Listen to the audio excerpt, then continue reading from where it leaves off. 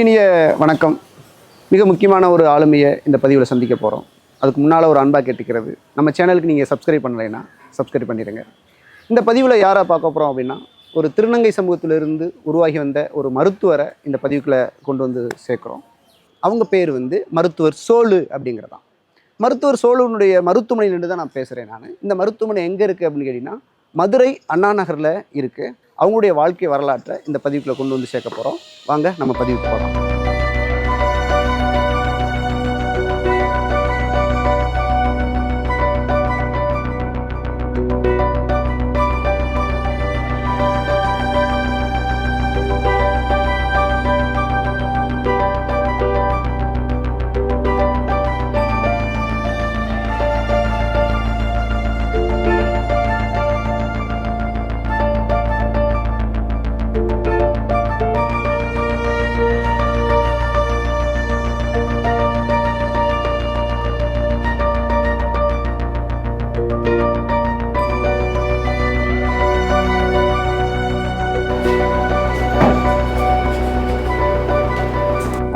வணக்கம்.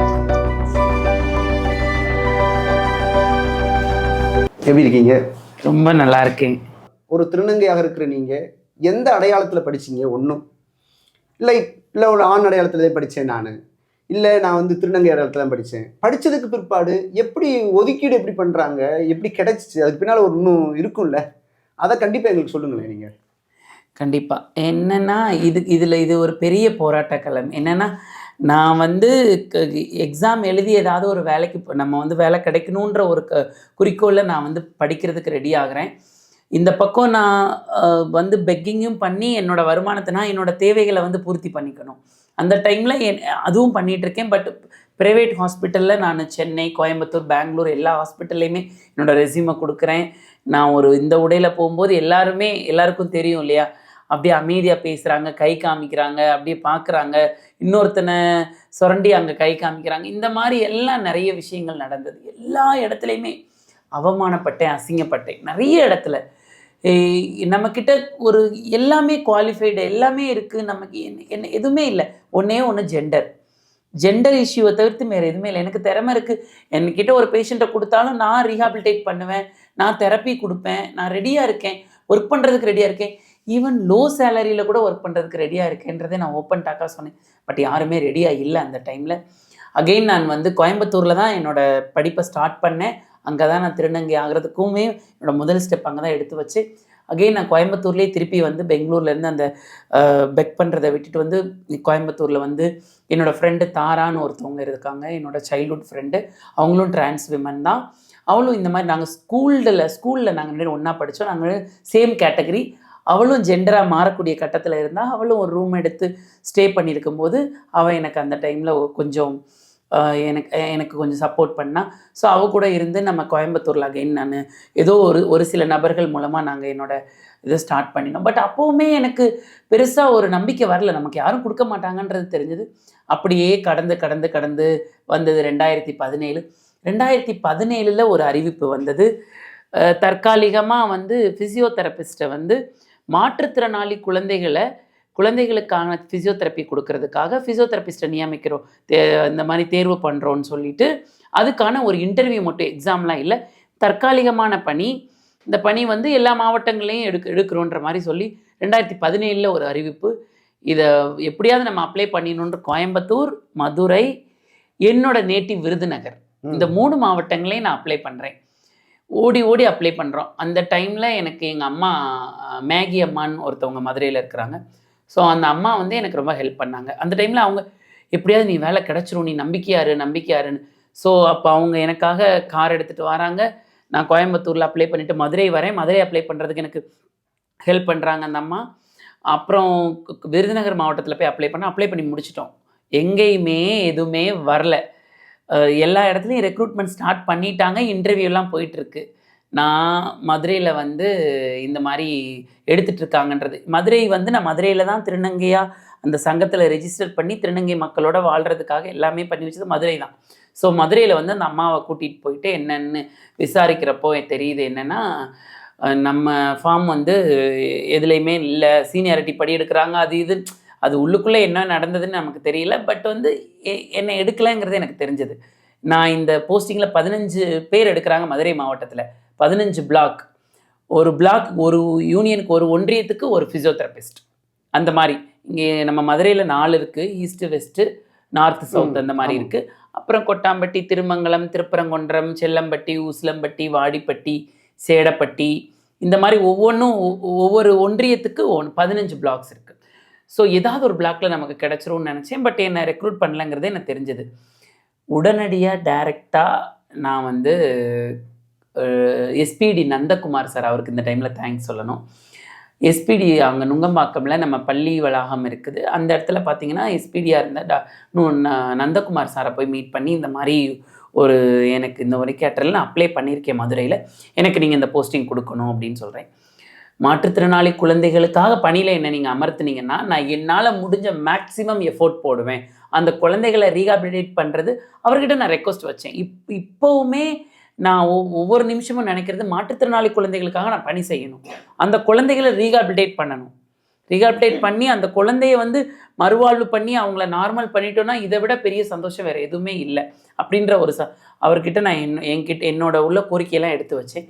அவங்க ஒரே ஒரு விஷயம் எனக்கு என்ன ஒரு ப்ளஸில் கிடச்சிது அப்படின்னா, என்னோடய மார்க்ஸ் எல்லாமே நான் ஃபஸ்ட் மார்க் குவாலிட்டியில் வந்து நான் பெஸ்ட் அவுட் கோயிங் ஸ்டூடெண்ட்டாக இருந்தேன். என்னோடய மார்க்ஸ் நான் நல்ல பர்சன்டேஜ் வச்சுருந்தேன். 82% வச்சுருந்தேன். ஸோ என்னோடய பர்சன்டேஜை வச்சு அவங்க நல்ல பர்சன்டேஜ் நீங்கள் வச்சுருக்கீங்களேன்னு சொல்லிட்டு அங்கேருந்து நம்ம மாவட்ட ஆட்சியருக்கு வந்து தகவல் வந்தது. மாவட்ட ஆட்சியர் கலெக்டர் வீரராகவராய் சார் அங்கே இருக்காங்க. ஸோ வீரராகவராய் சார் வந்து என்ன பண்ணாங்கன்னா, இவர்கிட்ட தகவல் வந்தது. நம்ம திருப்பி அங்கே முடிச்சுட்டு வீரராகவராய் சார்கிட்ட வரோம். கிட்டத்தட்ட 3 மணி நேரம் நிற்கிறேன் அவரை பார்க்கறதுக்காக. 3 மணி நேரம் நின்று நாங்கள் கலெக்டர் வீரராகவராய் சாரை நான் பார்க்குறேன். பார்த்தா அவங்க வந்து எப்படி எடுத்துக்கிட்டாரு, உள் வாங்கிட்டாரா? இல்லை, வெரிஃபை பண்ணுறாரு அவர் வந்து என்னோடய சர்டிஃபிகேட்ஸ்லாம். நல்ல மார்க்ஸ் வச்சுருக்கீங்க, நல்ல திறமை இருக்குது, உங்களுக்கு ஒரு சான்ஸ் கொடுக்கணும் அப்படின்னு அவர் பதிவு பண்ணுறாரு. ஆக்சுவலாக 15 பேரை ரெக்ரூட் பண்ணி வச்சுட்டாங்க. இருந்தாலும் உங்களுக்கு ஒரு சான்ஸ் கொடுக்குறோம், நீங்கள் அதை யூஸ் பண்ணிக்கோங்கன்னு சொல்லிட்டு, அப்போ வெரி லோ சேலரி, ரொம்ப கன்சால்டேட்டடில் தான், டெம்பரவரியாக தற்காலிகமாக தான் நியமிக்கிறாங்க அப்படின்னு சொல்லிட்டு அவர் வந்து உங்களுக்கு கண்டிப்பாக ஒரு சான்ஸ் கொடுக்குறேன் அப்படின்னாரு. அதே மாதிரியே டாக்டர் நம்ம வீரராகவராய் சாரும் நந்தகுமார், எஸ்பிடி நந்தகுமார் சார், அங்கே ஸ்டேட் ப்ராஜெக்ட் ஆஃபீஸர்னு சொல்லுவாங்க சென்னையிலேருந்து, அவங்களும் இவங்களும் அத்தாரிட்டி. ஸோ இவங்க வந்து நம்ம சிஓ ஆஃபீஸில் சொல்லி நமக்கு அந்த போஸ்டிங்கை கொடுத்தாங்க. எனக்கு செல்லம்பட்டி ஒன்றியத்தில் வந்து இந்த மாதிரி மாற்றுத்திறனாளி குழந்தைகளை வந்து கண்காணிக்கிறதுக்காக ஒரு ஃபிசியோதெரபிஸ்ட்டாக என்னை அப்பாயின்மெண்ட் பண்ணிட்டாங்க. 2018 ஜனவரி 10 என்னோட அப்பாயின்மெண்ட்டு. ஸோ நான் அப்பாயின்மெண்ட் ஆகி அந்த 2018 இப்போ வரைக்கும் நான் செல்லம்பட்டியில் மாற்றுத்திறனாளி குழந்தைகளை ரொம்ப சந்தோஷமாகவும் ரொம்ப அருமையாகவும் மன நிம்மதியோடவும் அந்த குழந்தைங்களை நான் ட்ரீட்மெண்ட் பண்ணிகிட்ருக்கேன். பட் கிட்டத்தட்ட ஒரு 80 குழந்தைகளுக்கு மேலே நான் வந்து ரீஹாபிலிட்டேட் பண்ணி அவங்க வந்து அவங்களோட ரொம்ப புவர் ஸ்டேஜ்லேருந்து அவங்க நல்லா இருக்காங்க. அவங்க எழுந்து நடக்க முடியாத குழந்தைகள், படுத்த படுக்கையாக இருந்த குழந்தைகள்லாம் எழுந்து நடந்துருக்குறாங்க. அவங்களுக்கு வந்து தொடர்ந்து பயிற்சிகள், ஸ்டாண்டிங், சிட்டிங், ட்ரைனிங்கு, இந்த மாதிரி சென்சரி ரீஎஜுகேஷன், மோட்டார் ரீஎஜுகேஷன், இந்த மாதிரி நிறைய ஃபிசியோதெரப்பியில் நிறைய தெரப்பியூட்டிக் ட்ரைனிங் இருக்குது ஸ்பெஷல் சில்ட்ரனுக்காக. ஸோ அந்த ஸ்பெஷல் ட்ரைனிங் கொடுத்து நிறைய குழந்தைகள் அதில் வந்து எழுந்திரிச்சு நடக்கிறாங்க. ஸோ அதெல்லாம் பார்க்கும்போது இதுவே நமக்கு ரொம்ப போதுமானது அப்படின்ற மாதிரி இருக்குது. அவங்களோட பெற்றோர்கள் ரொம்ப சந்தோஷப்படுறாங்க. ஸோ இப்போ வந்து எல்லா அந்த ஒன்றியத்தை சுற்றி இருக்கிற எல்லா மாற்றுத்திறனாளி குழந்தைகள் பெற்றோர்களுமே எங்களுக்கு ரொம்ப நெருங்கிட்டாங்க, ரொம்ப சொந்தக்காரங்க மாதிரி ஆயிட்டாங்க. அந்த மாதிரி அவங்களுக்கு வந்து ஒரு ஃபேமிலியில் ஒரு மெம்பர் மாதிரி பழக ஆரம்பிச்சிட்டாங்க. முன்னாடி இருந்த நான் போன புதுசில் என்னை வேலைக்கு நான் ஜாயின் பண்ணுறப்போ என்னை வேடிக்கை பார்க்குறதுக்காகவே ஒரு குரூப் வருவாங்க. வந்து என்னை கல்லை வச்சு எறிவாங்க, கல்லை வச்சு என்னை தூக்கி போடுவாங்க. நான் நடந்து போகிறப்போ என் சுடிதார் போட்டிருந்தப்போ சாலை இழுத்துருவாங்க பசங்க. இந்த மாதிரி நிறைய 2018 இருந்தது. பசங்க கிண்டல் பண்ணுவாங்க, நிறைய கேலி பண்ணுவாங்க. அந்த உசிலம்பட்டி செல்லம்பட்டிங்கிறது உங்களுக்கே தெரியும். அந்த பக்கம் கொஞ்சம் எப்படி சொல்கிறது, கொஞ்சம் பசங்கள்லாம் கொஞ்சம் ரகடாக தான் இருப்பாங்க. அதனால என்னென்னா ஒரு மாதிரி என்னை வித்தியாசமாக தெரிஞ்சுது அவங்களுக்கு. இவங்க வேலைக்கு வராங்களா, இவங்கக்கிட்ட நம்ம போக போக தான் என்னோடய டெடிக்கேஷன், என்னோடய எஃபோர்ட்டை பார்த்து குழந்தைகளுக்கு கொடுக்குற நம்ம அந்த டெடிக்கேஷன் ட்ரீட்மெண்ட்டோட எஃபோர்ட்டை பார்த்து தான் எல்லாருக்குமே ஒரு அதிர்ச்சி, இவங்களுக்கிட்டேயும் இவ்வளோ திறமை இருக்குது அப்படின்றதுக்கப்புறமா நம்ம நிறைய சக்ஸஸ் ஸ்டோரி கொடுத்தோம். இன்னொரு மிக முக்கியமான பகுதியை வந்து அழகாக ஒரு மருத்துவமனைக்குள்ள இருக்கோம். இந்த காட்சியை தான் நான் தொடங்கினேன். நான் பார்க்குறதுக்கே ரொம்ப மகிழ்ச்சியாக இருக்கேன் அப்படின்னு. இந்த கனவு எப்படி உங்களுக்கு நிறைவேறிச்சு? கண்டிப்பா. நான் வந்து இயன்முறை மருத்துவர் பொதுவாவே ஃபிசியோதெரபிஸ்ட்டு. எல்லாருக்கும் ஒரு கேள்வி இதுக்குள்ள என்ன அப்டின்னா, இயன்முறை மருத்துவம் படிச்ச நீ எப்படி வந்து ஏஸ்தெட்டிக்ஸ் ஒரு அழகு சார்ந்த ஒரு கோர்ஸ் நீ படிக்கணும்னு நெனச்ச அப்படின்னு. எல்லாருமே சொல்லுவாங்க, "நீ பியூட்டிஷியன் படிச்சிருக்கியா?" It's not a beautician course. இது வந்து ஏஸ்தெட்டிக்ஸ் அப்படிங்கிறது பார்த்தீங்கன்னா, ஒரு மருத்துவம் சார்ந்த அழகு கலை. இது வந்து அழகு ட்ரீட்மெண்ட் பண்ணுறோம் அப்படின்னாலே இது ஃபுல்லாகவே நம்ம மெடிக்கல் ட்ரீட்மெண்ட் பேசிஸில் ட்ரீட்மெண்ட் கொடுக்குறது. நான் என்ன யோசித்தேன் அப்படின்னா என்முறை மருத்துவம் படித்த நம்ம எனக்கு வந்து என்ன நான் அழகுபடுத்திக்கிறணுன்ற விஷயத்தில் நான் ரொம்ப கான்சியஸாக இருப்பேன்.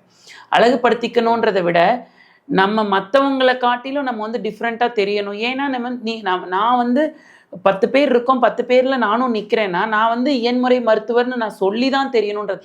நம்மளோட தோற்றத்தில் நம்ம எப்படி நம்மளை காமிச்சிக்கிறது.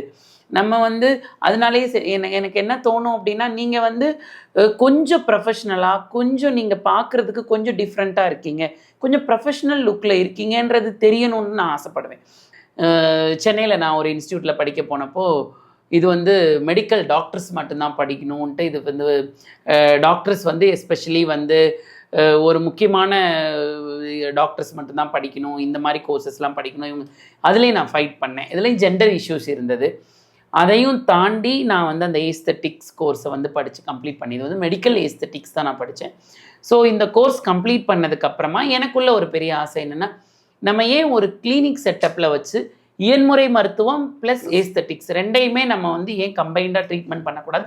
இன்னொன்று, நான் இந்த கோர்ஸ் படித்ததுக்கப்புறமா எங்கள் திருநங்கையில் மக்கள் எல்லாருமே என்கிட்ட கேட்க ஆரம்பிச்சிட்டாங்க, எனக்கு வந்து ஸ்கின் வந்து ஒயிட் ஆகணும், எனக்கு வந்து இந்த ஹேர்லாம் ரிமூவ் ஆகணும், எனக்கு வந்து தலைமுடி நிறைய வளரணும், இதுக்கு எனக்கு ஏதாவது ஒன்று நீங்கள் பண்ணணும், நீ படிக்கிறல்ல நீ இது பண்ணு அப்படின்னு கேட்டதுக்கப்புறமா எனக்குள்ள ஒரு ஆசை, நம்ம மக்களுக்கே ஏன் நம்ம இது ஒரு விஷயமா. நான் வீட்டில் இருந்தே இதுக்கு கிளினிக் ஸ்டார்ட் பண்ணுறதுக்கு முன்னாடி நிறைய பேருக்கு நிறைய டிப்ஸ் கொடுப்பேன். ஏதாவது ஒரு கெமிக்கல் ஃப்ரீ அப்படின்னு பார்த்து மெடிக்கேட்டடாக ஏதாவது ஒரு க்ரீமு ஆயின்மெண்ட்ஸ் இதெல்லாம் வாங்கிட்டு போய் கொடுப்பேன். ஸோ அவங்களுக்குள்ள ஒரு டாக்டரு கொடுத்தாடி சோலு கொடுத்தா இது நல்லா இருந்தது அப்படின்ற மாதிரி. ஸோ அவங்களுக்குள்ள ஒரு கான்ஃபிடென்ட் என்னென்னா, அவங்க டாக்டருக்கு படிச்சிருக்கா, அவள் கொடுத்தா கண்டிப்பாக அந்த ஒரு நம்பிக்கையை நம்ம வளர்த்தோம். ஸோ அதுக்கப்புறம் எனக்குள்ளே க்ரியேட் ஆனதான் நம்ம ஒரு கிளினிக் வைக்கக்கூடாதா அப்படின்னு. ஸோ இந்த கிளினிக் வந்து பகுதி நேரமாக நான் வேலைக்கு போகிறேன். நான் மாற்றுத்திறனாளி குழந்தைகளுக்காக, அரசு பள்ளி சார்ந்த குழந்தைகளுக்காக வேலை பார்க்குறேன். அதை தாண்டி மீதி டைமில் ஈவினிங் டைமில் பகுதி நேரமாக கிளினிக் வைக்கணும். அது எதையும் பாதிக்கக்கூடாது. நமக்கு வந்து எனக்கு வருமானம்ங்கிறது கம்மி. அந்த கம்மியான வருமானத்திலேயே நான் வந்து இந்த கிளினிக் வச்சு இதை ஒரு சேவையாக பண்ணணும். இதில் இன்கம் வரதுங்கிறது செகண்டரி தான். இப்போ வரைக்கும் பெருசாக நான் இன்கம்காக வச்சேனாங்கிறது கிடையாது. எனக்கு தெரிஞ்ச விஷயங்களை நான் மற்றவங்களுக்கு சொல்லணும். ஒரு திருநங்கையாக இருந்தாலும் எனக்குள்ளே நிறைய திறமைகள் இருக்குது. என்னோட திறமையை வெளிக்காட்டுறதுக்கு எனக்கு ஒரு பிளாட்ஃபார்ம் வேணும். அதை நீங்கள் யாருமே ஏற்படுத்தி கொடுக்கல, நானே எனக்கான பிளாட்ஃபார்ம் ஏற்படுத்திக்கிட்டேன். இதில் வரவங்கள நம்ம வெல்கம் பண்ணிக்கிறோம். அவங்களுக்கான ஒரு பேஷண்ட் வராங்கன்னா அவங்களுக்கு கிடைக்கிற ட்ரீட்மெண்ட் எஃபெக்டிவாக இருந்ததுனாலே அவங்களுக்கு தெரிஞ்சிடும்ல, நம்மக்கிட்ட என்ன டெடிகேஷன் இருக்குதுன்னு அவங்களுக்கு தெரிஞ்சிடும். ஸோ அதை நான் யோசித்து தான் ஒரு சின்னதாக ஒரு கிளினிக் ஸ்டார்ட் பண்ணேன். கிளினிக் ஸ்டார்ட் பண்ணுறது கிட்டத்தட்ட 2 வருஷமாக நான் இடம் பார்த்தே அலைஞ்சேன். இடம் எங்கேயுமே கிடைக்கல. என்னென்னா எல்லாரும் யோசிக்கிறது, திருநங்கையா இவங்க கிளினிக் வைக்கிறாங்களா, இவங்க என்ன அப்படின்ற மாதிரி என் காதுபட பேசினாங்க. நிறைய பேர் கொடுக்க மறுத்தாங்க. நிறைய 2 வருஷம் ட்ராவல் ஆகிட்டே போனேன். ஒரு கட்டத்தில் ஏன் நம்ம படித்தோம், ஏன் நம்ம கிளினிக் வைக்கணும்னு நினைக்கிறோம், நம்ம இந்த குறைந்த ஊதியத்துக்கு இப்படியே வேலை பார்த்துட்டே போயிடலான்ற மாதிரி ஒரு எண்ணம் வந்தது. அதில் என்னை புரிஞ்சுக்கிட்ட என் கூட பயணம் பண்ண ஒரு மருத்துவர் ஒருத்தர், அவர் வந்து ரிட்டையர்ட் பர்சன். அவருக்கு இந்த இடத்துல நான் தேங்க்ஸ் சொல்லணும். அவர் வந்து தான், உங்களுக்கு ப்ராக்டிஸ் பண்ணணும்னு நீங்கள் ஆசைப்படுறீங்க, எனக்கான ஒரு இடம் இருக்குது, அந்த இடத்துல நீங்கள் ப்ராக்டிஸ் பண்ணுங்கன்னு கொடுத்தாரு. அந்த இடத்துல என்னால் முடிஞ்ச வரைக்கும் நான் என்னோட சொந்த முயற்சினால் சொந்தமாக நான் வந்து எவ்வளோ தூரம் என்னால் முடியுமோ, எஃபோர்ட் பண்ண முடியுமோ அவ்வளோ தூரத்துக்கு செலவு பண்ணி நான் ஒரு சின்னதாக ஒரு கிளினிக் ஸ்டார்ட் பண்ணியிருக்கேன். அதில் ஒரு 2ஆக டிவைட் பண்ணியிருக்கோம். ஒரு ரூம் வந்து ஏஸ்தெட்டிக்ஸ் கிளினிக்லேயும் ஏஸ்தெட்டிக்ஸ் ப்ராக்டிஸ் பண்ணுறதும், இன்னொரு ரூமில் ஃபிசியோதெரப்பி ப்ராக்டிஸ் பண்ணுறோம். ஃபிசியோதெரப்பியில் தெரப்பியூட்டிக் ட்ரீட்மெண்ட், பெயின் வலி சார்ந்து வரவங்க, பீடியாட்ரிக் குழந்தைகள் வரவங்க, மற்றபடி ஸ்ட்ரோக் பக்கவாதம் இந்த மாதிரி வாதம் சார்ந்த ட்ரீட்மெண்ட்டுக்கு வரவங்க எல்லாருமே ஒரு தெரப்பியூட்டிக் ரூமாக, இன்னொரு ரூமில் வந்து ஏஸ்தெட்டிக்ஸ் அழகு சார்ந்த தோல், முடி, தலைமுடி, ஸ்கின் சம்மந்தப்பட்ட ட்ரீட்மெண்ட்டுக்கு வரவங்களுக்கும் ஒரு ரூமும் இந்த மாதிரி 2 செட்டப்பில் நம்ம பிரித்து ட்ரீட்மெண்ட் கொடுத்துட்ருக்கோம். இப்போ வரைக்குமே இந்த இந்த இந்த கிளினிக் ஸ்டார்ட் பண்ணதுலேருந்து இதில் வந்து யாரோட பங்களிப்பும் யாருமே இதுக்கு வந்து ரொம்ப பெருசாக வந்து உதவிகள்லாம் எனக்கு கிடையாது.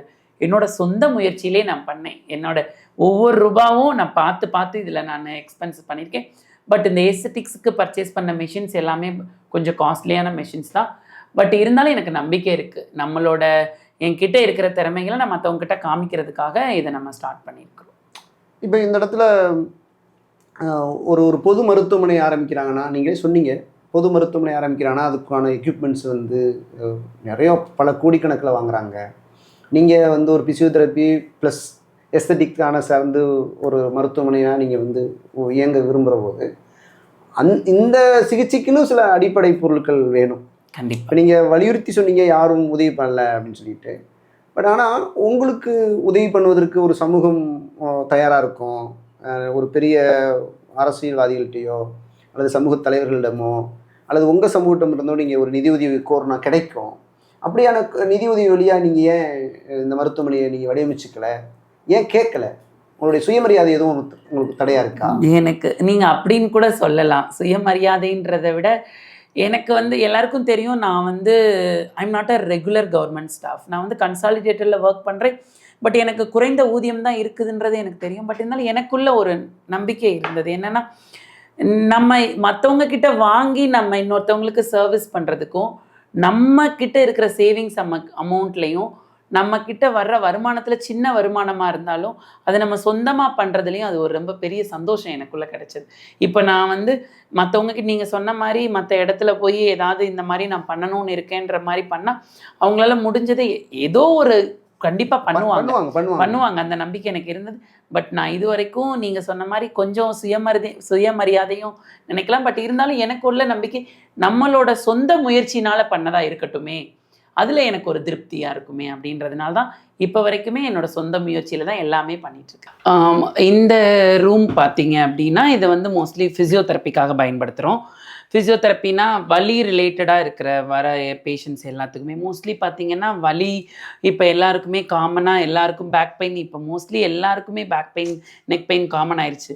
அது பேக் பெயின், நெக் பெயினுக்கு இந்த மாதிரி வலி சார்ந்த ட்ரீட்மெண்ட், ஷோல்டர் பெயின் ரொம்ப காமன் ஆயிடுச்சு. இந்த மாதிரி வலி சார்ந்து வரவங்களுக்கு எல்லாத்துக்குமே நம்ம இந்த ரூமில் பயன்படுத்துகிறோம். என்னென்னா மெஷின்ஸ் கொடுக்குறோம். ஃபஸ்ட்டு எலக்ட்ரோதெரப்பின்னு சொல்கிறோம். இந்த மெஷின்ஸ்லாம் யூஸ் பண்ணி பெயின் ரெடியூஸ் பண்ணுறோம். இதில் 100% நம்ம இந்த மெஷின்ஸில் சைடு எஃபெக்ட்லாம் கிடையாது. இது ஃபுல்லாக வேவ்ஸ் தான். வேவ்ஸ் கொடுத்து நம்ம muscle problem, muscle injuries, ligament injuries, இந்த மாதிரி ப்ராப்ளத்தை நம்ம மெஷின்ஸ் கொடுத்து நம்ம ட்ரீட்மெண்ட் கொடுக்குறோம். மெஷின் வந்து ஜஸ்ட் பெயின் ரிடக்ஷன் தான். இந்த மெஷின் அல்ட்ராசவுண்ட் தெரப்பி, ஐஎஃப்டி அப்படின்னு சொல்லுவோம், இன்டர்ஃபெரன்ஜியல் தெரப்பின்னு. ஸோ இந்த தெரப்பியெல்லாம் கொடுக்குறதுனால என்ன, there is no side effect. 100% side effect கிடையாது. உள்ளே போயிட்டு அந்த வேவ்ஸ் போயிட்டு அந்த மசில்ஸ் எல்லாம் கொஞ்சமாக ரிலீஸ் பண்ணிவிடும். மோஸ்ட்லி எல்லாருக்குமே மசில் எங்கே அடிபட்டுருச்சு, சதையில் அடிபட்டுருச்சுன்னா உடனே நம்ம இந்த மிஷின்ஸ் வச்சோம் அப்படின்னா கொஞ்சம் ரிலீஃப் கிடைக்கும். இந்த ரூம்லேயே நம்ம வேக்ஸ் தெரப்பின்னு ஒன்று இருக்குது. அது வந்து மெழுகை நம்ம வந்து மெல்ட் பண்ணி லிக்விட் பண்ணிவிட்டு அதுக்கு ஒரு லிண்ட் கிளாத்னு ஒரு கிளாத் இருக்குது. அந்த கிளாத்தில் வச்சு ஸ்க்யூஸ் பண்ணிவிட்டு அப்ளை பண்ணோம் அப்படின்னா அதில் ஹீட் கிடைக்கும். அது என்னென்னா இந்த போஸ்ட் ட்ரமாட்டிக் ஸ்டிஃப்னஸ்லாம் சொல்லுவோம். அடிபட்டு அவங்களுக்கு சர்ஜரியெல்லாம் பண்ணி ஜாயின்ட்ஸ் வந்து ஸ்டிஃபாக இருக்கும். ஷோல்டராக இருக்கட்டும், நீ, எல்போஸ், ஆங்கிள், இதெல்லாமே இப்படி ஷோல்டர்னால் இதுக்கு மேலே தூக்க முடியாது. அப்படி இருக்கிறவங்களுக்கு அந்த வேக்ஸ் தெரப்பியை நம்ம வந்து அந்த லிண்ட் பேட் மூலமாக அந்த தெரப்பியை ரேப் பண்ணி அப்ளை பண்ணிவிட்டு எக்ஸசைஸ் பண்ணும்போது நல்லா ஃப்ரீயாக இருக்கும். ஆனால் ஒரு சில மருத்துவர்களுடைய பதிவுகளை பார்த்துருக்கேன். நமக்கு உங்களவுக்கு இந்த துறையில் பரிச்சயம் இல்லை. ஆனால் என்ன சொல்கிறாங்கன்னா, இந்த ஷோல்டர் பெயின் வர்றதுக்கு அல்லது கைகால் நடுக்கம் வர்றதுக்கு எல்லாத்துக்கும் மைண்டுக்கு தொடர்பு இருக்குது. கண்டிப்பாக வெளியிலேருந்து வரக்கூடிய வேவ்லேருந்து உங்களுடைய மைண்ட் டிஸ்டர்ப் ஆகுது அப்படின்னா இந்த மாதிரியான பிரச்சனைகள் வரும். குறிப்பிட்ட ஏஜுக்கு அப்புறம், ஒரு 40 வயசுக்கு அப்புறம். இப்போ நீங்கள் வந்து உடல் சார்ந்த ஒரு பிரச்சனையை வந்து ஒரு கருவி வழியாக சரி பண்ணுறதுக்கு முயற்சி பண்ணுறீங்க. உங்கள்கிட்ட கேட்குறேன் நான் இதோட சேர்த்து வேற நீங்கள் வந்து மனநிலையை சேஞ்ச் பண்ணுறதை பற்றியும் உங்களுடைய அறிவுரைகள் இருக்குமா உங்கள் மருத்துவத்துக்குள்ள இருக்கான்னு நான் கேட்குறேன். கண்டிப்பாக இருக்குது. கண்டிப்பாக நம்ம அந்த கவுன்சிலிங்கிறது ரொம்ப முக்கியம்.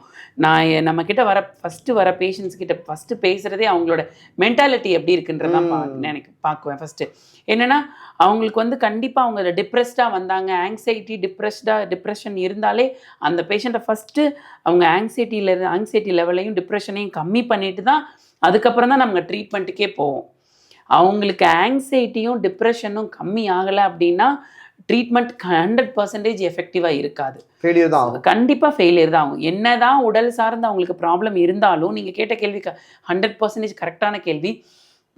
சின்னதாக பெயின் இருக்கும், அவங்க சைக்கலாஜிக்கலி அவங்க வந்து ஒரு 20% பெயினவே அவங்க வந்து 80% வலிக்குதுன்ற மாதிரி அவங்களுக்கா அந்த சைக்கலாஜிக்கலி அவங்க வந்து அந்த ஃபீல் பண்ணிடுவாங்க. அதை வந்து நம்ம என்னென்னா கண்டிப்பாக அவங்களுக்கு சைக்கலாஜிக்கல் கவுன்சிலிங் தான் ஃபஸ்ட்டு கொடுக்குறோம். பேசிக் என்ன ட்ரீட்மெண்ட்டுக்கு வந்தாலும் பேஷண்ட் கிட்ட ஃபஸ்ட்டு நம்ம பேசுகிறது ஒரு 5 minutes பேசினாலே அவங்களோட மென்டாலிட்டி நமக்கு தெரிஞ்சிடும், இவங்க என்ன ஸ்டேஜில் இருக்காங்கன்றது. ஸோ அவங்களுக்குள்ள ஆங்ஸைட்டி இருக்கா, டிப்ரெஷன் இருக்கான்னு தெரிஞ்சிடும். இந்த ரெண்டுமே இருந்தால் கண்டிப்பாக நம்ம என்ன ட்ரீட்மெண்ட் கொடுத்தாலும் அது எஃபெக்டிவ் கிடையாது. ஸோ ஃபஸ்ட்டு அதை கம்மி பண்ணுறதுக்கு என்ன சைக்கலாஜிக்கல் கவுன்சிலிங் என்ன கொடுக்கலாம், அவங்களுக்கு மென்டல் கவுன்சிலிங் என்ன கொடுக்கலான்னு பார்ப்போம். ஸோ அவங்க வந்து ரொம்ப ஃபிட்டாக இருக்காங்க, ஸோ மென்டலி அவங்க வந்து ஃபிட் அப்படின்னா then will go for a physical treatment. அதுக்கப்புறமா நம்ம ஃபிசியோதெரப்பியோ இல்லை நம்ம அழகு சார்ந்த ட்ரீட்மெண்ட்டோ ஸ்டார்ட் பண்ணிடுவோம். நான் மென்டலி ஓகே, நான் வந்து 8 hours தூங்குறேன், எனக்கு எந்த ப்ராப்ளமும் இல்லை, நல்லா ரிலாக்ஸ்டாக இருக்கேன், பட் இந்த ப்ராப்ளம் இருக்குன்னா அது க்யூரபிள், நம்ம க்யூர் பண்ணிவிடுவோம். இல்லைன்னா ஃபஸ்ட்டு அவங்க மென்டலி அவங்க ஆங்ஸைட்டி டிப்ரெஷனையும் சரி பண்ணிட்டு வந்து நம்மளால் முடிஞ்ச வரைக்கும் நம்ம கவுன்சிலிங் கொடுப்போம். அப்படி இல்லைன்னா ஐ ரெஃபர் டு சைக்காட்ரிஸ்ட். அடுத்து நீங்கள் வந்து ஒரு 10 ஆண்டுகளுக்கு மேலே இந்த மருத்துவ பணிக்கு இருக்கீங்க. ஒரு பெண்ணா நான் கேட்குறது, இந்த மாதிரியான ஒரு உடல்சார் பிரச்சனையோ அல்லது மற்ற அழகு சார்ந்து விருப்பப்படுவர்களையோ அதிகமாக உங்கள்கிட்ட வந்து வர்றது ஆண்களா பெண்களா, அல்லது எந்த ஏஜ் பார்லேருந்து வர்றாங்க? ஏஜ் குரூப் சொல்லணும்னா நான் எது கேட்குறேன்னா, ஒரு தமிழ்நாட்டினுடைய மக்களுடைய மனநிலை என்னவாக இருக்குது அப்படின்னு தெரிஞ்சுக்கலாம்னு நினைக்கிறேன். எனக்கு நான் சொல்லணும்னா ஃபஸ்ட்டு பார்த்தீங்கன்னா நான் இந்த கிளினிக் ஸ்டார்ட் பண்ணும்போதே நினச்சது நம்மக்கிட்ட யார், அதாவது நான் வந்து ஒரு 3rd ஜெண்டர், நான் வந்து ஒரு 3ஆம் பாலினம் சேர்ந்தவங்க, நம்மக்கிட்ட யார் வரும். ஆக்சுவலாக 3rd ஜெண்டர் நம்ம திருநங்கைகள் மக்கள் ட்ரீட்மெண்ட்டுக்கு வருவாங்கிறது எனக்கு 100% தெரியும். அதை தாண்டி ஆண்கள் வருவாங்களா பெண்கள் வருவாங்களான்றப்போ கண்டிப்பாக 2 பேருமே சமமாக வந்துட்டுருக்குறாங்க. நம்ம யாரையுமே கம்மி, இப்போ பெண்கள் வராங்கன்னா பெண்கள் சார்ந்த ஆண்களும் வராங்க, ஆண்களுக்கும் நம்ம ட்ரீட்மெண்ட் கொடுக்குறோம். ஆண்கள்கிட்டையும் இப்போ ஆண்களுமே என்ன சொல்கிறாங்க, நான் வந்து எனக்கு வந்து ஃபேஸ் நல்லா இருக்கணும், எனக்கு பரு வரக்கூடாது, எனக்கு தலைமுடி நல்லா வளரணும், எனக்கு தலைமுடி வந்து நிறைய ஹேர் ஃபால். இப்போ ஹேர் ஃபாலில் வந்து பெண்களுக்கு சமமாக ஆண்களுக்கும் நிறைய ஹேர் ஃபால் ஆகுது. ஸோ அந்த ஹேர் ஃபால் வந்து எனக்கு ஹேர் ஃபால் ஆகக்கூடாது, ஹேர் நிறைய இருக்கணும். ஏன்னா சில பேர் வந்து அவங்களுக்கு அந்த கான்ஃபிடென்ட் லெவல் போயிடுது. கல்யாணம் 30 வயசில் 33 வயசுலேயே அவங்களுக்கு வந்து தலையில் முடியெல்லாம் கொட்டி அவங்களுக்கு வந்து பால்ட் ஆயிடுது, சொட்டை ஆயிடுதுனோடனே அவங்களுக்குள்ளேயே ஒரு கான்ஃபிடென்ட் போயிடுது, நம்ம கல்யாணமே ஆகாதுன்னு. ஸோ அந்த மாதிரி வர பேஷண்ட்ஸ்லாம் இருக்காங்க நம்மக்கிட்ட.